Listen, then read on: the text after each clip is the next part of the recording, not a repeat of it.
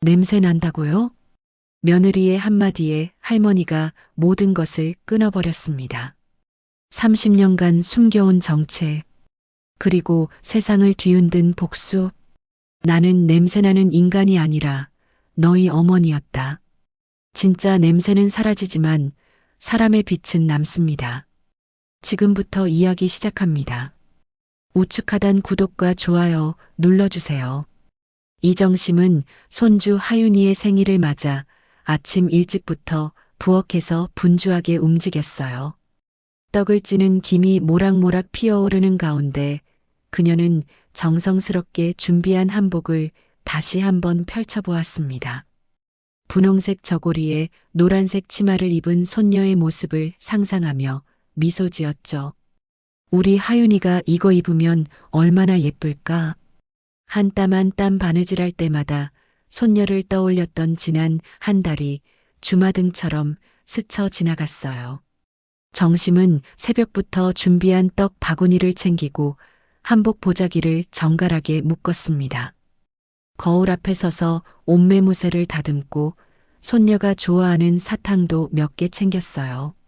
집을 나서며 정심은 가벼운 발걸음으로 버스 정류장을 향했습니다. 버스를 2번 갈아타고 아들 준영의 아파트 단지에 도착했어요. 고층 아파트를 올려다보며 정심은 가슴이 뿌듯했습니다. 우리 준영이가 잘 살고 있구나. 엘리베이터를 타고 올라가는 동안 정심의 마음은 들떠 있었어요. 떡 바구니를 다시 한번 확인하고 한복 보자기가 구겨지지 않았는지 살폈습니다. 14층에서 내려 익숙한 복도를 걸어가는데 현관문 앞에서 며느리 수연의 목소리가 들렸어요. 정심은 초인종을 누르려던 손을 잠시 멈췄습니다. 맞아, 그러니까 말이야. 어머니 오시면 또 집에 냄새 뵐 것 같아서 싫다니까. 귀를 의심했어요. 시골 냄새 있잖아. 그 된장 김치 냄새. 요즘 애들은 그런 거 완전 싫어한다고. 수연의 말은 계속 이어졌습니다. 정심은 가슴이 철렁 내려앉는 것을 느꼈어요.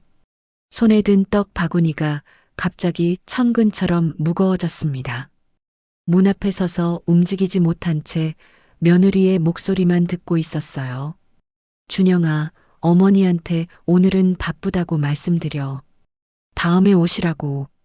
안에서 아들 준영의 한숨소리가 들렸어요. 하지만 아무 대답도 없었습니다. 정심은 현관문을 바라보며 입술을 꾹 깨물었어요. 평생 깨끗하게 살려고 노력했던 자신이 냄새나는 사람 취급을 받다니 목구멍이 메어왔습니다. 몇 분이 지났을까요? 문이 열리며 수연이 억지로 지은 미소를 띤 얼굴로 나타났습니다. 어머니, 오셨어요? 아이고, 전화 한 통 하시지. 갑자기 오시면 어떡해요. 수연은 뒤로 물러서며 현관 쪽에 향수를 연신 뿌렸어요. 달콤한 향기가 복도까지 퍼졌습니다. 정심은 그 모습을 지켜보며 가슴속 무언가가 무너지는 것을 느꼈어요. 아니다. 오늘은 바쁜 것 같구나. 다음에 올게. 정심은 떡 바구니를 현관 앞에 조심스럽게 내려놓고 돌아섰어요. 한복 보자기는 그대로 품에 안고 있었습니다. 어머니, 잠깐만요. 들어오세요. 수연이 급하게 불렀지만 정심은 멈추지 않았습니다. 빠른 걸음으로 엘리베이터 버튼을 눌렀어요. 어머니. 수연의 목소리가 뒤에서 들렸지만 정심은 고개도 돌리지 않았습니다. 엘리베이터 문이 닫히고 정심의 눈에는 눈물이 맺혔어요. 냄새가 난다고? 내가 1층에 내려 아파트 단지를 나서는데 다리에 힘이 풀렸습니다. 버스 정류장으로 가는 길 내내 그 단어만 머릿속에서 맴돌았어요. 평생 남에게 손가락질 받지 않으려 조심히 살았는데 시장을 지나며 아는 상인들이 반갑게 인사를 했지만 정심은 고개도 들지 못했어요. 금심 언니 어디 갔다 와? 오늘 장사 안 해? 상인들의 목소리가 귓전을 스쳤지만 대답할 기력이 없었습니다. 집에 도착해 문을 닫자마자 주저앉았어요.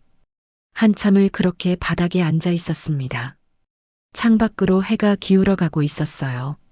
정심은 천천히 일어나 안방 서랍장으로 갔습니다.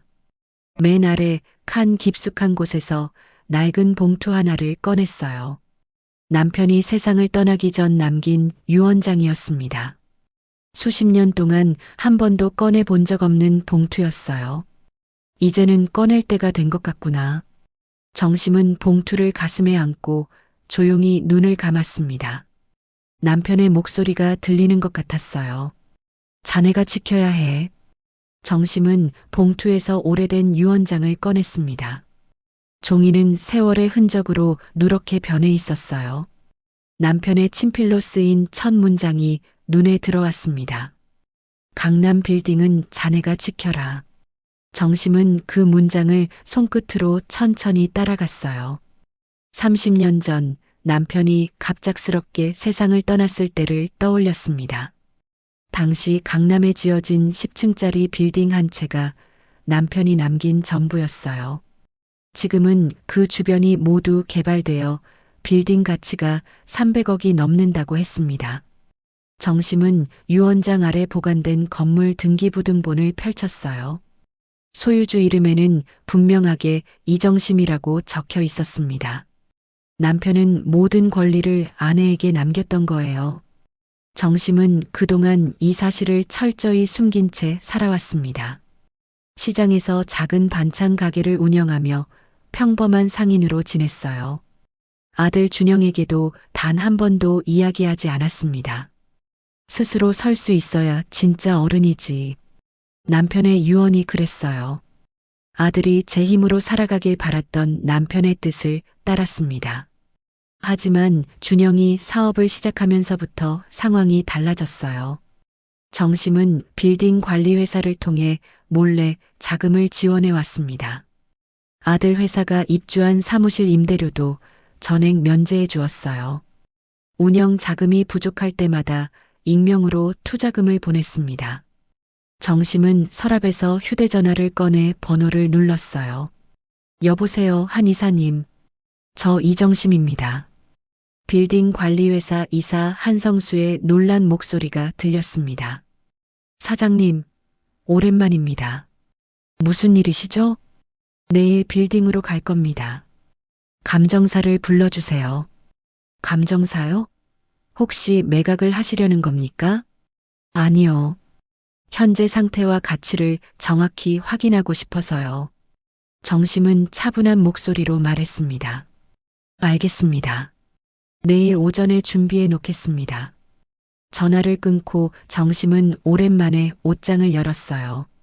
깊숙한 곳에서 검은색 정장 한 벌을 꺼냈습니다. 남편 장례식 이후로 한 번도 입지 않았던 옷이었어요. 다음 날 아침 정심은 일찍 준비를 마치고 집을 나섰습니다. 시장 상인들은 평소와 다른 그녀의 모습에 놀랐어요. 금심 언니, 오늘 어디 가세요? 완전 달라 보이는데요? 볼일 좀 보고 올게요. 정심은 짧게 대답하고 택시를 탔습니다. 강남역 부근의 초고층 빌딩 앞에 도착했어요. 건물 입구에는 성신빌딩이라는 간판이 붙어 있었습니다. 30년 전 남편이 지은 이름 그대로였어요. 정심은 지하 주차장으로 들어가 소유주 전용 출입구를 찾았습니다. 카드키를 대자 오랜만에 문이 열렸어요. 엘리베이터를 타고 최상층으로 올라갔습니다. 관리 사무실 문을 열자 한성수 이사가 깜짝 놀라며 일어났어요. 사장님, 정말 오셨네요. 그래요. 감정사는 왔나요? 네, 대기하고 있습니다. 회의실에서 감정사는 빌딩의 현재 가치를 상세히 설명했어요. 현재 시세로는 약 320억 원 정도입니다. 주변 개발로 인해 계속 오르는 추세고요. 정심은 고개를 끄덕이며 다음 질문을 했습니다. 준영 씨 회사 지원 내역을 보여주세요. 한성수 이사가 서류를 건넸어요. 임대료 면제 금액, 익명 투자금, 각종 지원금 내역이 빼곡히 적혀 있었습니다. 총액이 50억이 넘네요. 정심은 서류를 천천히 넘기며 한숨을 쉬었어요. 자신이 지난 10년간 아들의 인생을 뒤에서 떠받쳐왔다는 게 명확했습니다. 이사님, 네, 사장님. 오늘부로 준영 씨 회사에 대한 모든 지원을 중단합니다. 한성수는 놀란 표정으로 정심을 바라봤어요. 정말 그러시겠습니까? 네. 임대료도 정상 부과하고 다음 달부터는 계약 갱신 여부를 재검토하세요. 정심의 목소리에는 흔들림이 없었습니다. 그리고 이제부터 제가 직접 빌딩 관리에 관여하겠습니다. 알겠습니다, 사장님. 회의실을 나서며 정심은 창밖을 내다봤어요. 강남 거리가 한눈에 내려다 보였습니다. 이제는 내 인생을 찾을 때예요. 정심은 조용히 중얼거렸습니다. 준영은 회사 책상에 앉아 이메일을 확인하고 있었어요. 평소처럼 업무를 시작하려는데 휴대전화가 울렸습니다. 발신자는 성신빌딩 관리사무실이었어요. 여보세요? 준영 씨, 한성수 이사입니다. 아, 네. 무슨 일이세요? 준영의 목소리는 여유로웠습니다. 죄송하지만 이번 달부터 임대료를 정상 부과하기로 결정됐습니다. 준영은 잠깐 말문이 막혔어요. 네. 갑자기 왜요? 지금까지 계속 면제였잖아요. 건물주분의 지시사항입니다. 그리고 지원금도 모두 중단된다고 합니다. 지원금이요? 무슨 지원금 말씀이세요? 준영은 당황한 목소리로 물었어요. 그동안 받으셨던 운영 자금 지원 말입니다. 전화를 끊고 준영은 멍하니 앉아 있었습니다. 자신이 받아온 돈이 누군가의 지원금이었다니. 회사 격리 담당에게 급히 전화를 걸었어요. 지난 5년간 입금 내역 중에 출처 불명건 있어요? 네, 많습니다. 익명 투자금 명목으로 계속 들어왔는데요. 준영은 그제야 자신의 사업이 누군가의 도움으로 유지됐음을 깨달았습니다. 집으로 돌아가는 길에 준영은 머리가 복잡했어요. 현관문을 열자 수연이 소파에 앉아 쇼핑 앱을 보고 있었습니다. 여보, 큰일 났어. 무슨 일인데 그래? 수연은 대수롭지 않게 물었어요. 빌딩 관리 사무실에서 연락 왔는데 이번 달부터 임대료 내래. 지원금도 다 끊긴대. 뭐, 그게 무슨 소리야? 수연이 벌떡 일어났습니다. 나도 지금 알았어. 그동안 누가 우리 회사를 지원해 준 것 같아. 누가? 설마. 수연의 얼굴이 하얗게 변했어요. 엄마한테 전화해봐. 어머니가 뭔가 아실 거야. 준영은 서둘러 어머니 전화번호를 눌렀습니다. 하지만 신호만 울릴 뿐 받지 않았어요. 안 받으시네. 계속해봐. 수연의 목소리가 날카로워졌습니다. 준영은 몇 번이고 전화를 걸었지만 정심은 받지 않았어요. 이상하다. 엄마가 전화를 안 받으시다니. 다음 날 준영 부부의 생활은 급격히 흔들리기 시작했습니다. 하윤이의 고급 유치원에서 연락이 왔어요. 이번 달 원비가 아직 입금되지 않았는데요. 은행에서도 대출 상환 독촉 전화가 걸려왔습니다. 연체되면 신용등급에 영향이 갑니다. 수연의 명품 구매 카드값 청구서도 날아왔어요. 이게 다 얼만데? 수연은 청구서를 보며 한숨을 쉬었습니다. 그날 저녁 수연의 동생 가연이 SNS에 글을 올렸어요. 우리 언니 시어머니가 생일에 오셨는데 냄새 난다고 했더니 진짜로 안 오심 키읔키읔키읔. 댓글에는 비난이 쏟아졌습니다. 시어머니한테 그런 말을 어떻게 해. 요즘 며느리들 진짜 너무한다. 글은 순식간에 퍼져나갔어요. 수연은 가연에게 급히 전화를 걸었습니다. 야, 너 그 글 당장 지워. 왜? 사실이잖아. 언니가 그랬다며. 지금 댓글 봤어? 다들 나 욕하고 있어. 가연은 마지못해 글을 지웠지만 이미 캡처본이 돌아다니고 있었어요. 준영은 어머니의 집을 찾아가기로 했습니다. 시장 골목 안쪽에 있는 작은 단독주택이었어요. 대문을 두드려도 아무 대답이 없었습니다. 엄마, 엄마. 준영은 계속 불렀지만 집안은 조용했어요. 옆집 아주머니가 나와 말했습니다. 며칠 전에 검은 차 타고 어디 가시던데요? 어디로 가셨는지 아세요? 글쎄요. 큰 가방 들고 가시던데 말은 안 하시더라고요. 준영은 시장 상인들에게도 물어봤어요. 금심 언니? 며칠 동안 장사 안 나오셨어요. 혹시 어디 가셨다는 말씀 없으셨어요? 아니요. 그냥 볼일 보러 간다고만 하셨어. 아무도 어머니의 행방을 몰랐습니다. 준영은 불안해지기 시작했어요. 집으로 돌아와 수연에게 말했습니다. 엄마가 집에 안 계셔. 며칠째 연락도 안 되고. 설마 무슨 일 있으신 거 아니야? 수연의 목소리도 떨렸습니다. 그날 밤 준영은 경찰서에 실종 신고를 했어요. 어머니가 며칠째 연락이 안 됩니다. 경찰은 서류를 받으며 물었습니다. 가출하실 만한 이유가 있습니까? 준영은 대답하지 못했어요. 머릿속에는 현관 앞에서 돌아서던 어머니의 뒷모습이 떠올랐습니다. 그 무렵 강남 성신빌딩 최상층에서는 새로운 움직임이 포착되고 있었어요. 소유주 전용 출입구 기록에 이정심의 이름이 연일 찍히고 있었습니다. 관리팀 직원들은 수군거렸어요. 30년 만에 건물주가 나타나셨대. 그분이 시장에서 장사하시던 분이라며? 빌딩 로비에는 긴장감이 흐르고 있었습니다. 성신빌딩 관리팀은 아침부터 분주하게 움직였어요. 소유주 전용 엘리베이터 앞에는 직원들이 줄지어 서 있었습니다. 30년 만에 실소유주가 정식으로 건물을 방문한다는 소식이 퍼졌거든요. 긴장하지 마. 평소처럼 하면 돼. 한성수 이사가 직원들에게 말했지만 그의 목소리도 떨렸어요. 오전 10시 지하 주차장에서 엘리베이터가 올라오기 시작했습니다. 직원들은 숨을 죽이고 문이 열리길 기다렸어요. 엘리베이터 문이 열리자 검은색 정장을 입은 정심이 나타났습니다. 사장님 환영합니다. 한성수가 90도로 허리를 숙였어요. 뒤따르던 직원들도 일제히 인사를 했습니다.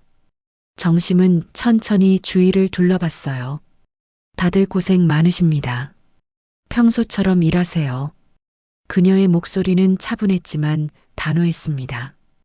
회의실로 들어가자 관리팀 전 직원이 모여 있었어요. 정심은 상석에 앉으며 서류 뭉치를 꺼냈습니다. 지금부터 모든 임대 계약을 재검토하겠습니다. 직원들은 서로 눈치를 보며 긴장했어요. 특히 7층에 입주한 준영 씨 회사 계약건부터 보고하세요. 한성수가 파일을 펼쳤습니다. 현재 3년 계약이 1년 남았고 임대료는 전액 면제 상태입니다. 그 계약은 즉시 해지합니다. 정심의 말에 회의실이 술렁였어요. 사장님, 즉시 해지는 법적으로 문제가 될 수 있습니다. 법무팀 직원이 조심스럽게 말했습니다. 그럼 정상 임대료로 전환하고 계약 만료 시 갱신하지 않는 걸로 하죠. 정심은 단호하게 결정했어요. 알겠습니다. 그렇게 진행하겠습니다. 회의가 끝나고 직원들이 나가자 한성수만 남았습니다. 사장님, 준영 씨는 사장님의 제 아들입니다. 정심이 먼저 말했어요. 하지만 이제는 다른 입주사와 똑같이 대우하겠습니다. 한성수는 더 이상 묻지 않았습니다. 그날 오후 빌딩 로비에서는 직원들의 수군거림이 이어졌어요. 실소유주가 시장에서 장사하던 분이래. 30년 동안 숨어 계셨다니 믿어지지 않아. 7층 입주사 대표가 그분 아들이라던데? 소문은 빠르게 퍼져나갔습니다. 정심은 최상층 회장실로 올라갔어요. 먼지가 쌓인 방문을 열자 오랜 세월의 흔적이 느껴졌습니다. 책상 위에는 남편의 사진이 놓여 있었어요. 정심은 사진을 들고 창가로 걸어갔습니다. 여보, 이제 약속을 지킬게요. 남편과 함께 이 건물의 첫 삽을 뜬 날이 떠올랐어요. 강남이 개발되면 이 땅은 금이 될 거요. 남편의 목소리가 들리는 것 같았습니다. 정심은 사진을 가슴에 안고 눈을 감았어요. 그때 비서실에서 급히 전화가 걸려왔습니다. 사장님, 언론사에서 취재 요청이 들어왔습니다. 무슨 내용인가요? 성심빌딩 실소유주에 대한 인터뷰 요청입니다. 소문이 밖으로 새나간 모양이었어요. 모든 취재는 거절하세요. 정심은 단호하게 말했습니다. 하지만 이미 기자들은 빌딩 앞에 모여들기 시작했어요. 300억대 건물주 실종설이 사실입니까? 30년간 신분을 숨긴 이유가 뭡니까? 경비원들이 기자들을 막아섰습니다. 정심은 회장실 창문으로 아래를 내려다봤어요. 7층에서는 준영 회사의 집기가 정리되고 있었습니다. 직원들이 박스를 나르는 모습이 보였어요. 사장님 지시대로 7층 계약 해지 통보했습니다. 한성수의 보고가 들려왔습니다. 정심은 아무 대답 없이 계속 창밖을 바라봤어요. 가슴 한편이 아팠지만 표정은 변하지 않았습니다. 회계팀에 지시하세요. 지금까지 아들 회사에 지원한 내역을 모두 정리하라고요. 공개하시려는 겁니까? 한성수가 조심스럽게 물었어요. 필요하면 공개할 겁니다. 정심의 목소리에는 단호함이 배어 있었습니다. 저녁이 되자 빌딩 앞 기자들은 더 늘어났어요. 실소유주는 누구입니까? 왜 지금 나타나신 겁니까? 플래시 세례가 이어졌습니다. 정심은 회장실에서 나오지 않았어요. 책상 위에 놓인 서류를 하나씩 검토하며 밤을 보냈습니다. 남편이 남긴 건물을 지키기 위해 30년을 숨어 살았어요. 이제는 당당히 주인으로 서기로 했습니다. 새벽 2시 정심은 창밖을 바라보며 중얼거렸어요. 냄새나는 사람이 아니라 당신들의 어머니였는데.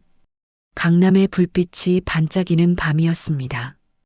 회장실 책상 위에는 지원 내역 공개 준비라는 제목의 문서가 놓여 있었어요.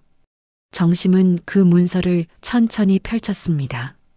아들이 받아온 50억 원의 내역이 한 줄 한 줄 적혀 있었어요. 이제 세상이 알아야 할 때입니다. 정심은 결심한 듯 서류에 도장을 찍었습니다. 다음 날 아침 주요 포털 사이트 실시간 검색어 1위에 한 기사가 올랐어요. 강남 300억 빌딩 주인, 며느리 발언에 가족 절연. 기사 내용은 충격적이었습니다. 30년간 신분을 숨기고 살던 건물주가 며느리의 모욕적 발언으로 모든 지원을 끊었다는 거예요. 댓글은 순식간에 수천 개가 달렸습니다. 냄새 난다고 한 며느리가 300억 건물주였던 시어머니를 몰랐다니. 이게 진짜 현대판 콩쥐팥쥐 아니냐. 요즘 며느리들 정말 버릇없다. 온라인 커뮤니티는 이 사건으로 뜨겁게 달아올랐어요.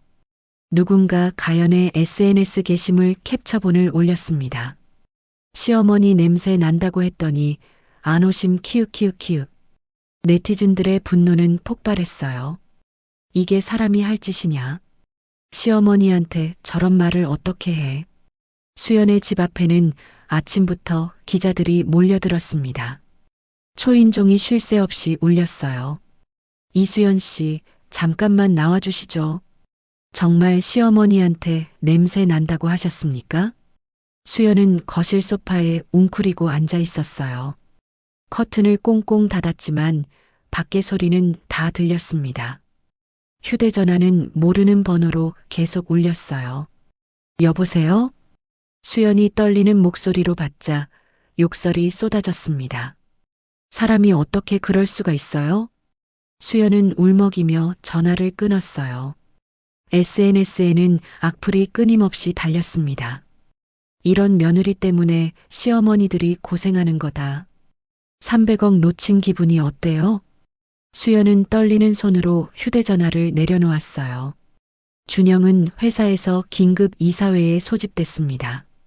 대표님, 이번 사태로 회사 이미지에 큰 타격이 왔습니다. 이사진이 심각한 표정으로 말했어요. 거래처에서 계약 보류 통보가 들어왔습니다. 투자자들도 철수를 검토 중입니다. 보고는 계속 이어졌습니다. 준영은 고개를 들지 못했어요. 제가 모든 책임을 지겠습니다. 그의 목소리는 힘이 없었습니다. 회의가 끝나고 준영은 빈 사무실에 혼자 남았어요. 책상 위에는 성신빌딩 관리사무실에서 온 계약 해지 통보서가 놓여 있었습니다. 2개월 내 퇴거 요망. 준영은 통보서를 구겨 쥐었어요. 그날 오후 준영은 변호사 장명호를 찾아갔습니다. 장명호는 아버지 생전부터 가족을 돌봐주던 변호사였어요. 명호 형, 어머니 어디 계신지 아시죠? 준영의 목소리는 간절했습니다. 알고 있네. 장명호는 차를 마시며 천천히 대답했어요. 그럼 좀 알려주세요. 제발이요. 자네 어머니는 지금 성신빌딩 회장실에 계셔. 성신빌딩이요? 거기가 왜? 준영은 이해하지 못했습니다. 그 건물 주인이 누군지 모르나? 장명호가 서류 한 장을 건넸어요. 등기부등본이었습니다. 소유주 이름에는 이정심이라고 적혀 있었어요. 준영은 서류를 보며 얼어붙었습니다. 이게 무슨... 자네 아버지가 돌아가시고 30년간 어머니가 혼자 지켜온 거야. 장명호의 말에 준영은 말을 잇지 못했어요. 그동안 자네 회사에 들어간 돈이 어디서 나왔는지 알아? 설마. 준영의 얼굴이 하얗게 변했습니다. 50억이 넘어. 모두 어머니가 몰래 지원한 거야. 장명호는 지원 내역서를 추가로 건넸어요. 준영은 서류를 보며 손이 떨렸습니다. 저는 몰랐습니다. 어머니는 자네가 스스로 서길 바라셨어. 하지만 자네가 힘들 때마다 뒤에서 도왔지. 준영은 고개를 떨구고 울음을 삼켰어요. 어머니 뜻을 거스르지 말게. 지금은 조용히 기다리는 게 상책이야. 장명호의 말은 단호했습니다. 준영은 변호사 사무실을 나와 거리를 걸었어요. 머릿속이 복잡했습니다. 엄마가 건물주였다니. 그제야 모든 게 이해됐어요. 회사가 어려울 때마다 나타나던 익명의 투자금, 항상 면제됐던 사무실 임대료, 모두 어머니의 손길이었습니다. 한편 성신빌딩에서는 정심이 재단 이사진을 만나고 있었어요. 빌딩 10개 층을 기부하시겠다고요? 이사들은 놀란 표정이었습니다. 네. 어려운 사람들을 위해 쓰고 싶습니다. 정심의 목소리는 확고했어요. 가족보다 도움이 필요한 사람들에게 먼저 손을 내밀고 싶습니다. 대단한 결정이십니다. 이사진은 감탄했어요. 정심인생재단 이름으로 진행하겠습니다. 정심은 서류에 서명했습니다. 회의가 끝나고 정심은 회장실 창가에 섰어요.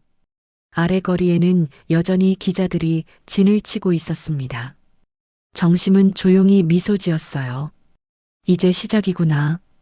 그녀의 눈빛은 흔들림이 없었습니다. 준영은 성신빌딩 앞 벤치에 앉아 있었어요. 3일째 같은 자리에서 어머니를 기다리고 있었습니다. 아침부터 저녁까지 빌딩 출입구를 지켜봤지만 정심은 나타나지 않았어요. 또 오셨네요. 경비원이 안타까운 표정으로 말했습니다. 네. 어머니를 꼭 만나야 해서요. 준영의 목소리는 지쳐 있었어요. 얼굴에는 며칠간 제대로 씻지 못한 흔적이 역력했습니다. 수염도 자라나 있고 옷도 구겨져 있었어요. 사장님은 소유주 전용 출입구로만 다니십니다. 여기서 만나기 힘들 겁니다. 경비원의 말에도 준영은 자리를 뜨지 않았습니다. 괜찮습니다. 기다릴게요. 그날도 해가 저물어 가고 있었어요. 준영은 샌드위치 하나로 끼니를 때우며 계속 기다렸습니다. 오후 5시 빌딩 정문이 열리며 정심이 나타났어요. 검은색 정장을 입고 당당하게 걸어 나오는 모습이었습니다. 준영은 벌떡 일어나 달려갔어요. 엄마. 정심은 걸음을 멈추고 아들을 바라봤습니다. 준영은 그 자리에 무릎을 꿇었어요. 엄마, 죄송해요. 정말 죄송합니다. 목이 메어 더 이상 말이 나오지 않았습니다. 주위에 있던 사람들이 멈춰서서 그들을 바라봤어요. 일어나거라. 정심의 목소리는 차분했습니다. 엄마, 저는 몰랐어요. 엄마가 그렇게 저를 도와주신 줄. 준영은 울음을 터뜨렸어요. 몰랐다고? 정심이 조용히 물었습니다. 수연이가 한 말도 몰랐니? 준영은 고개를 들지 못했어요. 그건 들었습니다. 하지만 제가 말리지 못했습니다. 그래, 내가 아무 말도 안 했지. 정심의 말에는 서운함이 배어 있었어요. 그때 택시 한 대가 멈춰 서고 수연이 뛰어내렸습니다. 어머니. 수연도 달려와 무릎을 꿇었어요. 어머니, 제가 잘못했습니다. 정말 죄송합니다. 수연의 얼굴에는 눈물과 콧물이 범벅이 됐습니다. 제가 철없었습니다. 용서해 주세요. 정심은 두 사람을 내려다봤어요. 표정에는 아무런 변화가 없었습니다. 일어나세요. 정심이 말했지만 두 사람은 일어나지 못했어요. 어머니, 제발이요. 한 번만 용서해 주세요. 수연이 정심의 옷자락을 잡으려 했습니다. 정심은 한 발 물러섰어요. 손을 잡지는 않겠습니다. 그녀의 목소리는 단호했습니다. 시간이 답을 줄 겁니다. 어머니. 준영이 다시 불렀지만 정심은 고개를 저었어요. 나는 냄새나는 인간이 아니었어. 너희들의 어머니였는데. 정심은 속으로 중얼거렸습니다. 입 밖으로 내지는 않았지만 가슴속 깊은 곳에서 울부짖는 소리였어요. 준영은 어머니의 뒤를 따라가려 했습니다. 잠깐만요, 손님. 경호원 2명이 나타나 준영을 막아섰어요. 비켜주세요. 우리 엄마예요. 준영이 소리쳤지만 경호원들은 움직이지 않았습니다. 정심은 뒤돌아보지 않고 차에 올라탔어요. 검은색 세단이 천천히 출발했습니다. 수연은 거리 한복판에서 주저앉아 울었어요. 어떡하지? 지나가던 사람들이 수군거렸습니다. 저 사람들이 그 며느리 부부래. 시어머니한테 냄새 난다고 한 사람들. 자업자득이지 뭐. 수연은 사람들의 시선을 견딜 수 없었어요. 준영이 수연을 일으켜 세웠습니다. 가자. 여기 있으면 안 돼. 두 사람은 비틀거리며 자리를 떠났어요. 정심을 태운 차는 빌딩 지하 주차장으로 들어갔습니다. 소유주 전용 엘리베이터를 타고 최상층으로 올라갔어요. 회장실에 들어서자 정심은 의자에 힘없이 앉았습니다. 창밖으로는 석양이 지고 있었어요. 정심의 눈에서 눈물 한 방울이 흘러내렸습니다. 왜 이렇게 가슴이 아픈지. 그녀는 떨리는 손으로 눈물을 닦았어요. 아들이 무릎 꿇던 모습이 자꾸만 떠올랐습니다. 하지만 쉽게 용서하면 안 돼. 진심으로 깨닫게 해야 해. 정심은 스스로에게 다짐했어요. 책상 위에는 정심인생재단 설립 서류가 놓여 있었습니다. 정심은 서류를 펼치고 다시 집중하기 시작했어요. 이제 내 인생을 살 거야. 그녀의 눈빛에는 다시 힘이 돌아왔습니다. 밤이 깊어가고 성심빌딩의 최상층에만 불이 켜져 있었어요. 정심은 밤새 재단 설립 준비에 몰두했습니다.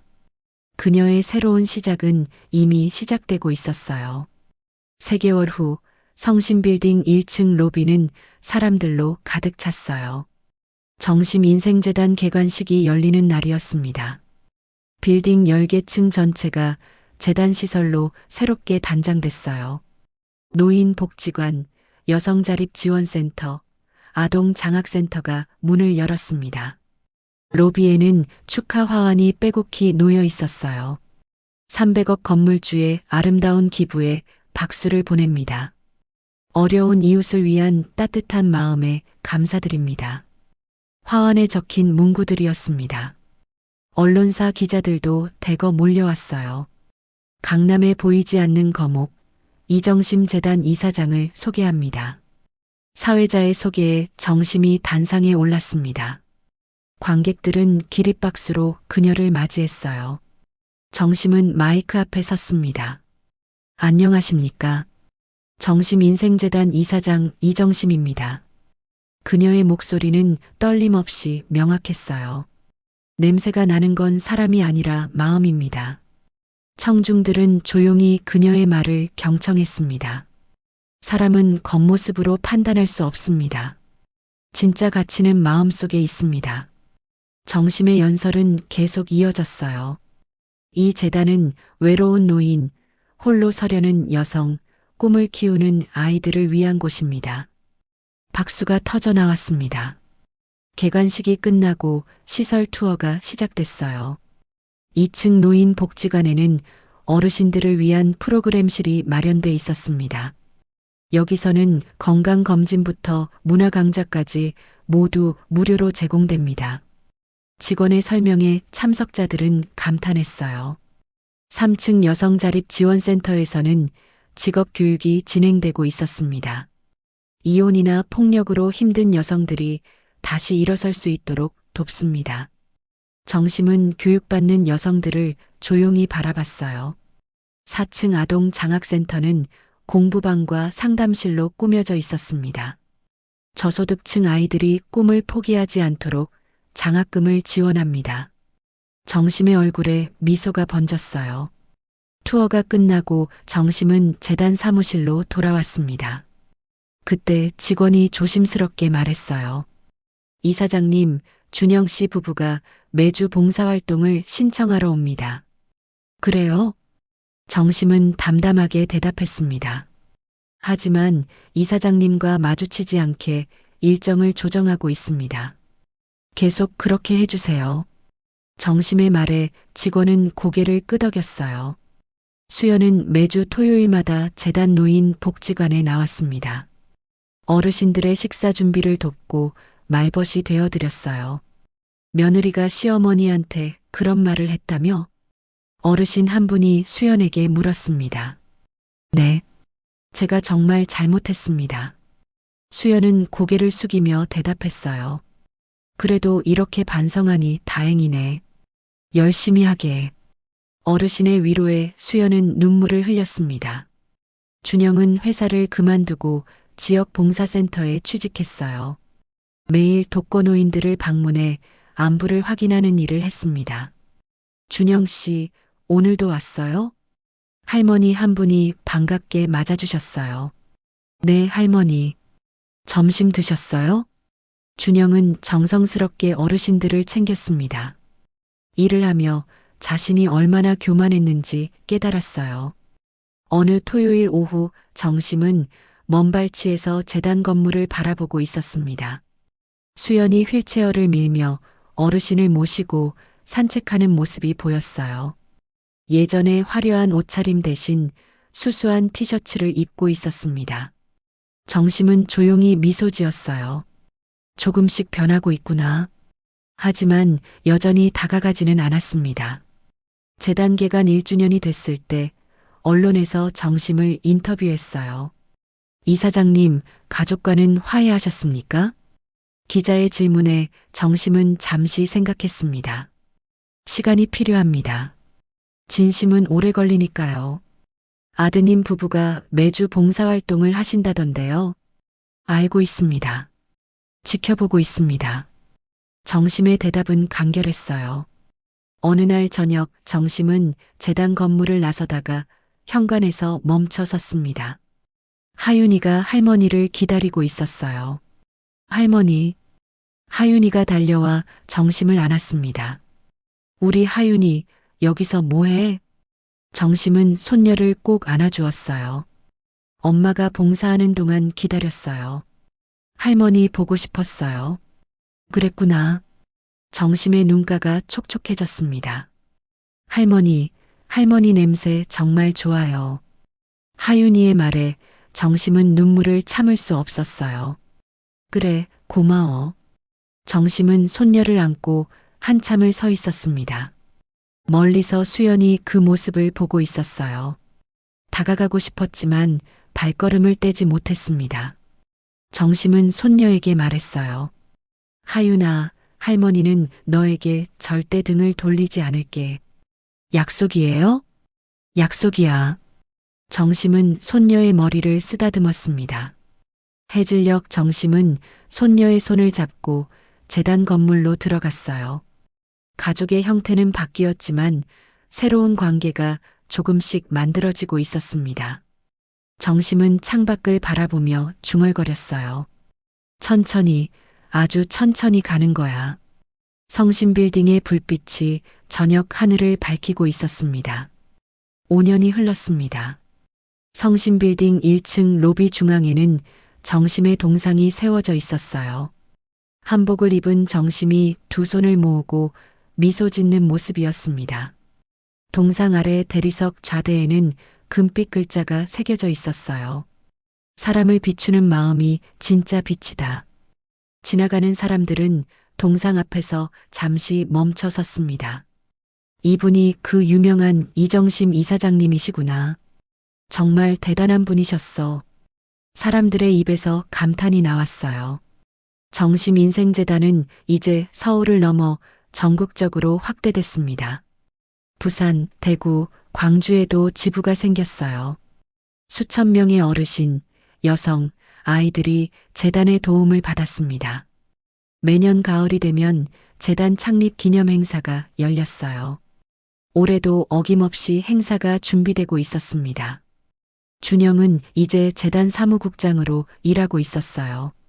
정식 직원으로 채용된 지 3년째였습니다. 국장님, 오늘 행사 준비 다 됐습니다. 직원이 보고하자 준영은 고개를 끄덕였어요. 어머니 건강 상태는 어떠신가요? 오늘은 컨디션이 괜찮으시다고 합니다. 준영은 안도의 한숨을 쉬었습니다. 정심은 2년 전부터 건강이 나빠지기 시작했어요.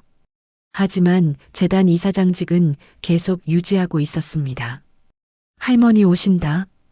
행사장에 하윤이의 목소리가 울려 퍼졌어요. 이제 중학생이 된 하윤이는 재단 홍보대사로 활동하고 있었습니다. 정심이 휠체어를 타고 무대 옆으로 들어왔어요. 머리는 새하얗게 새었지만 눈빛만은 여전히 맑았습니다. 어머니 오셨습니까? 준영이 다가가 인사했어요. 그래, 수고한다. 정심은 아들의 손을 가볍게 잡아주었습니다. 수연도 다가와 정심의 무릎에 담요를 덮어드렸어요. 어머니, 추우시면 안 되니까요. 고맙구나. 정심은 며느리에게도 미소를 보냈습니다. 5년 동안 두 사람은 쉬지 않고 봉사했어요. 정심은 그 모습을 지켜보며 조금씩 마음을 열었습니다. 완전히 예전으로 돌아가지는 않았지만 새로운 관계를 만들어가고 있었어요. 행사가 시작되고 영상이 상영됐습니다. 정심인생재단이 도운 사람들의 이야기였어요. 재단 덕분에 다시 일어설 수 있었습니다. 제 아이가 대학에 갈 수 있었어요. 외롭지 않게 해주셔서 감사합니다. 영상 속 사람들의 목소리에 객석에서 박수가 터져 나왔습니다. 이어서 정심을 초청하는 시간이 됐어요. 정심인생재단 설립자이자 이사장이신 이정심님을 모시겠습니다.